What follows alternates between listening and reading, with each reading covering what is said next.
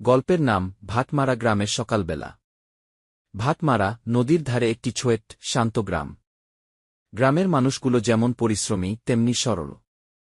গ্রামের মাঝখানে আছে এক পুরনো রাস্তা, সেই রাস্তার ধারে দাঁড়িয়ে আছে একখানা ছোট কিন্তু জমজমাট দোকান, অমল কুণ্ডুর ভুসিমাল দোকান। প্রতিদিন সকালবেলা অমল কুণ্ডু উঠে যায় সূর্য ওঠার আগেই। দোকানের তালা খুলে মেঝে ঝাড়ু দিয়ে পরিষ্কার করে, তারপর ধূপ জ্বালায়। দোকানের সামনেই ছোট্ট কালী মন্দির। অমল কুণ্ডু প্রতিদিন সেখানে প্রণাম করে, ফুল আর ধূপ দেয়া, যেন দিনটা শান্তিতে কাটে। মন্দিরের ডান পাশে আছে বাসস্ট্যান্ড, যেখানে সকালে লোকজন কাজের উদ্দেশ্যে রওনা দেয়। ঠিক সেখানেই আছে এক পুরনো চায়ের দোকান, বুড়ো চা ঘর। বুড়ো কাকা হাসিমুখে চা ঢেলে দেয়, তার তৈরি আদা চা যেন পুরো গ্রামের সকালকে গরম করে তোলে।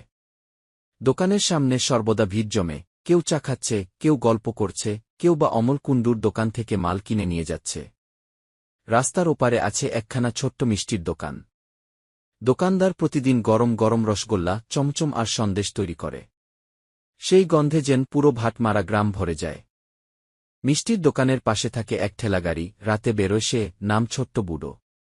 দিনভর বিশ্রাম নেয়, কিন্তু সন্ধ্যা নামলেই বেরিয়ে পড়ে বাজারের দিকে।